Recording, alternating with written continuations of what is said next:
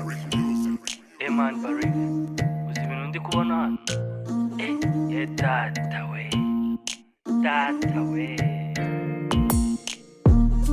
agenda neza nk'inyambo, uyu mwari numva namubera rambo, taye nziza y'igisabo, uyu mwari mbona ateye n'ubusambo.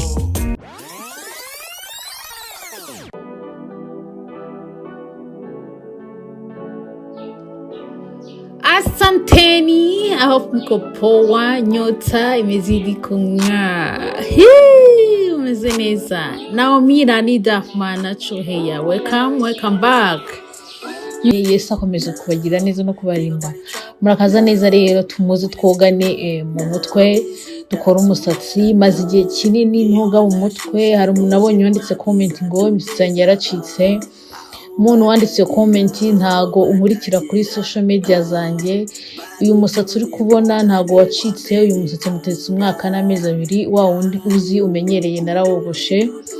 Biri kuri social media zanjye narabivuze byose ko byagenze. Uyu musatsi uri kubona n'umaze umwaka n'amezi 2 n'ubona kase wa wundi wa mbere ntubare. Zitsongera umeze neza, ntago wagira inzara, harimo ibiryo vitamine za Naomi Nida. So murakaza neza rero. Ubwo rero aka kavloge nanga kavloge gatoya nanone ko kubereka ukuntu umunsi wanjye wagenze. Abashiri mwasabye vlog ariko mva biragoye gufata vloge, bisaba kugendana na cameraman ahantu hose, biba bigoye ariko nta kizajya ngerageza. Hano rero hari hinjiye umukiriya ari kumbaza ndamusobanurira. Man Barry, uzi ibintu ndi kubona hano? Data we agenda neza nk'inyambo, uyu mwari numva namubera rambo, taye nziza y'igisabo, uyu mwari mbona ateye n'ubusambo. Ateye neza nk'inyambo, uyu mwari numva namubera rambo, taye nziza y'igisabo, uyu mwari mbona ateye n'ubusambo. Hari ububona mu buzima bikakurenga. Asanteni, I hope mko poa, nyota imezidi kung'aa. Nimbaretse ngo murebe kantu gatoya nyine murebe ukuntu byifashe, ukuntu biba byagenze nyine, murebe mwumve n'akaririmbo ukuntu biba bimeze. So my love husband yari yaje kundeba rero ku kazi, arambwira ati sheri wanjye kutameze neza, ntago ndi muri mood nziza uyu munsi. Ndambwiye sinariye kandi urabizi iyo ntariye ni ikibazo gikomeye, ntago buri umuntu utari yatekereza neza. Uwo muntu yarandebye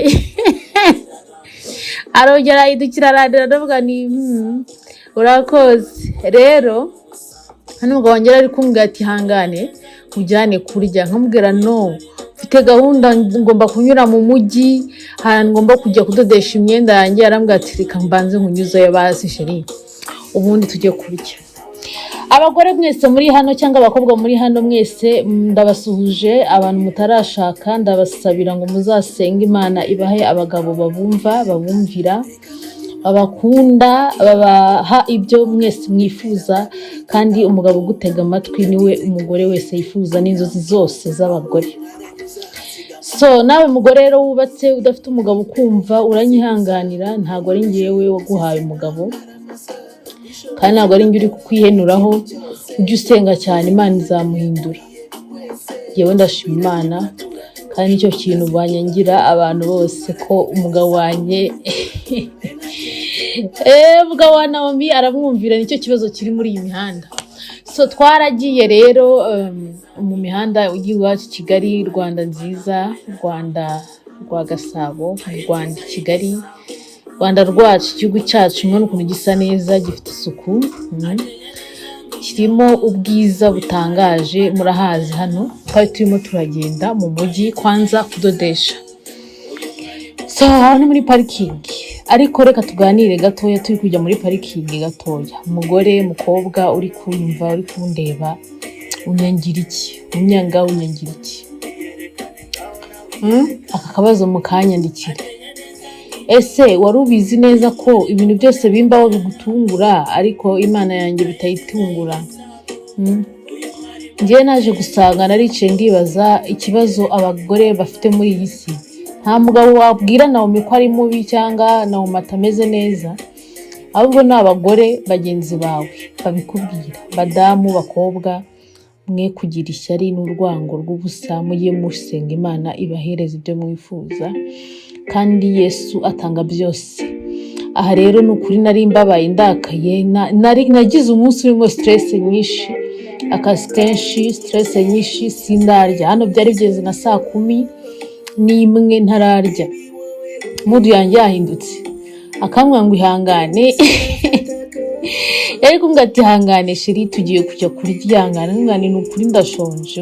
Iyo nangiye rero gusonza ibitekerezo bitangira kwanga, nkatekereza bikanga. Iyo mpamvu ubona umuntu akwandikiye nabi muri comment zawe, umuntu wese uri kundeba hano akakuvuga nabi, ni ukuri sibye inzara nta kindi kibimuvugisha. Abatararya, abatarahaga, aba yumva afite inzara kandi yo mu magufa. Mbura rero uzarye, kandi Imana itanga ibiryo, mujye munyurwa, munarye ibiryo kugira ngo mugire ubuzima bwiza. So rero umusatsi wanjye muri kubona ntago wacitse. Aho nari nagamiye imodoka, nageze kwa Rimba, umudamu baramuzi abantu bo kuri TikTok, yitwa Rimba Design. Nari nagiye kumureba ngo ndodere, ariko mumbaze ngo byagenze gute, naramubuze.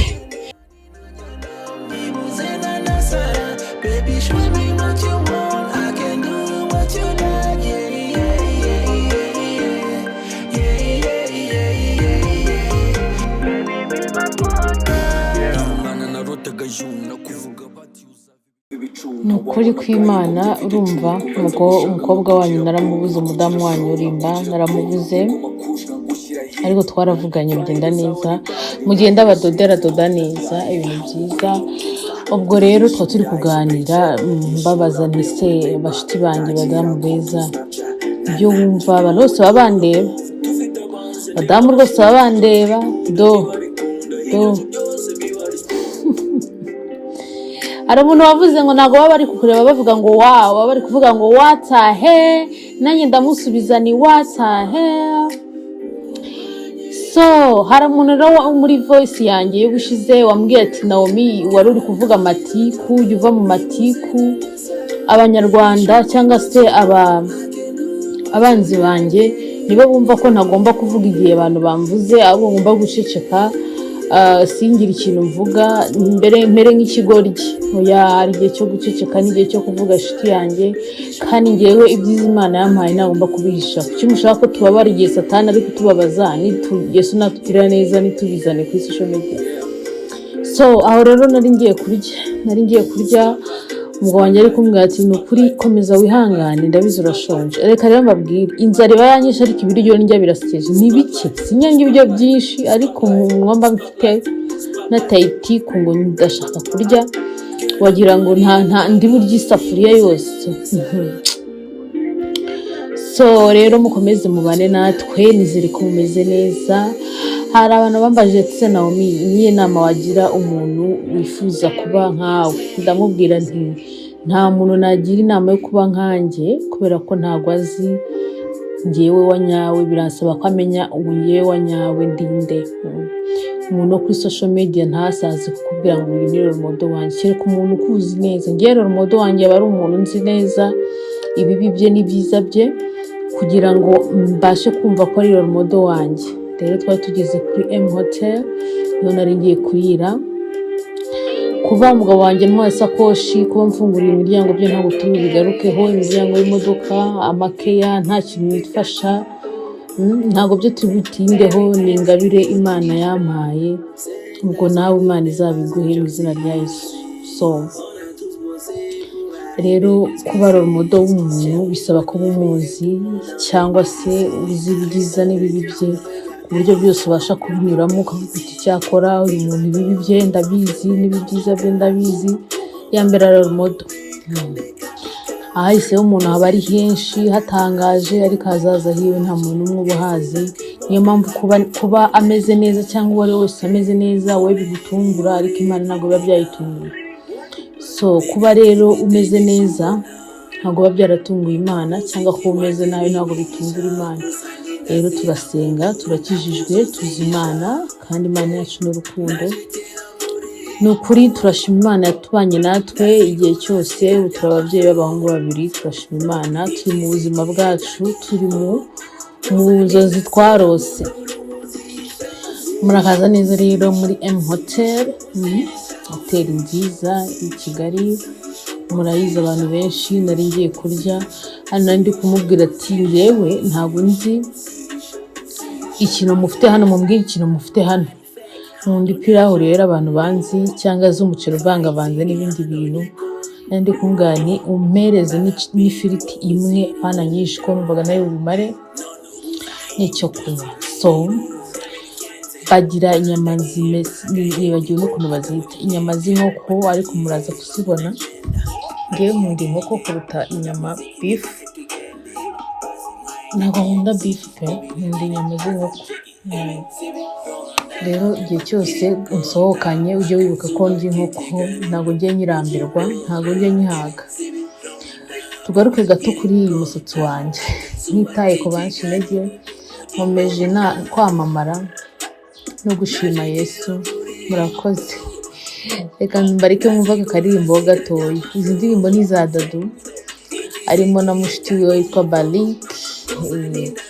Ubwo rero abantu muba muzishaka muzimbaza, muze kuri link ya Dadu, yitwa Lush Night, murazumva neza. Ibyo nibyo byitwa tugiye kurya, biba bicumba umuriro. Chips rero natsimwe ko numvaga ntari buyimare, ebyiri ntabwo twari ziba ari nyinshi, na wa muceri nababwiye uvanze n'amagi n'inkoko byose. Ngaho muryoherwe, muze dusangire. Abantu muri kure n'ibyo mutararya mwihangane, ntabwo ndi kubateza inzara, muze dusangire. Imana iduhane apeti.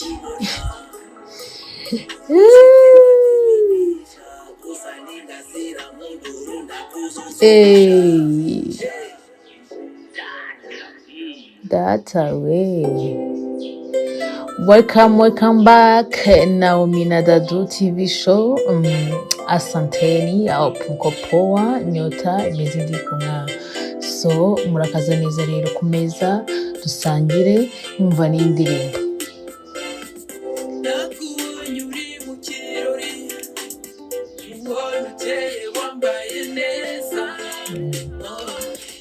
Umugabo wanjye yarazi kuntera imitoma kera, n'ubu arabizi, ariko urumva ukuntu indirimbo muri 2014 nari nararahiye ko nazakunda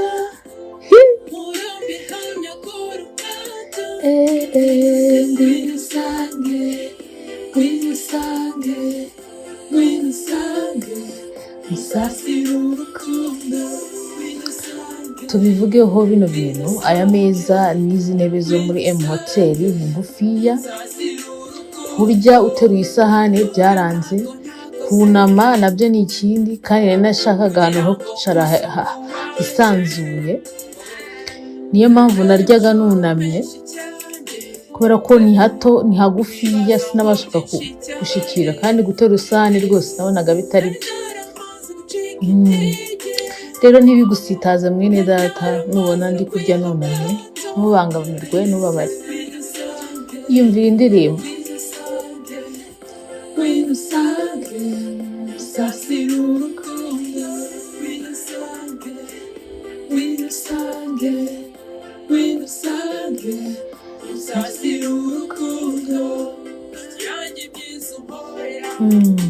Bon appétit. Welcome back ku meza.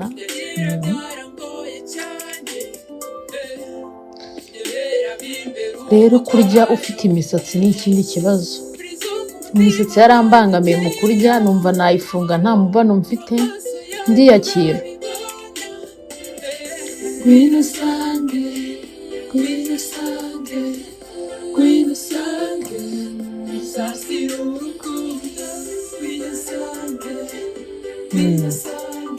Twarariye, turashima Imana, noneho inzara, ibitekerezo byari byagarutse, inzara yashize, ntundi gutekereza neza.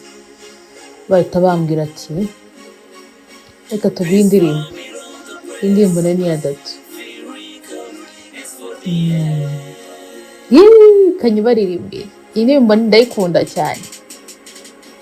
Fata umwanzuro igihe cyawe n'iki cyashe ndetse nabwo kuko urabona ndashaje imbere aho hisi aho bitazagutera ipfunwe n'ikoraniro bibaye ngombwa tugikomeza nshaka abandi kuba umugabo wanjye apfungura imodoka byo ntabwo tubigarukaho naje nitonze.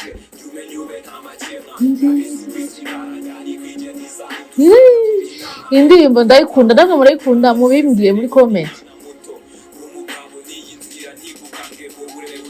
Nubwo nazi igisimiganyije nubwo nashatse kubona uzi nubwo nazi ejo icyo wahishe nubwo nazi uzaba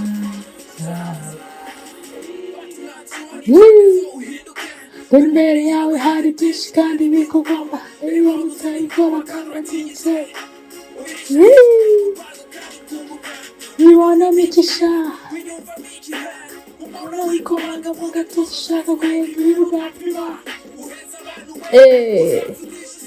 Iyo ndirimbo mumbwira ukuntu muyumve muri kuyumva kubona inama zanjye fata umwanzuro.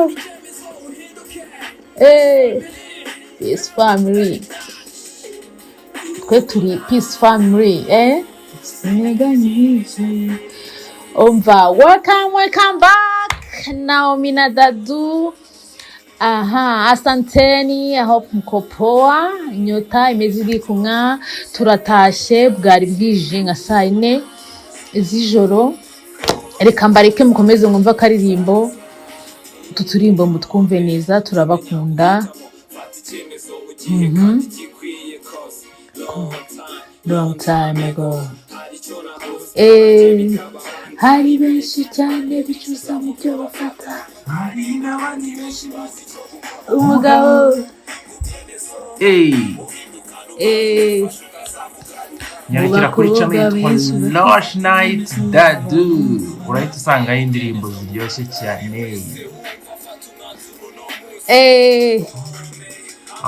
nubwo nazi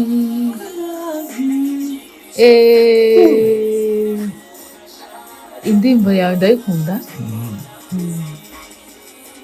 Nubwo nazi icyo hahishe murakaza neza, murabeho, ndabasezeye nanabasuhuza. Abantu batihutisha mujye muri video mutihutisha. Na Dadu aisazamo arabasuhuza basuhuza. Umva ndabayambiye sana ariko ku Giswahili mugeze he? Ngo nyota imezidi kung'ala. Wala. Na sisi tuko poa. Tunawapenda sana tena tunawasalimia sana. Nyota imezidi kung'aa. Bye. Komeza kandi ukore share, subscribe, comment nziza. Bashaka bandiki. Zari kibazo. Mbona abasisata. Ibyo sararikira nibyo bashaka gukora. Amavu umutima mubi. Bye. Bye.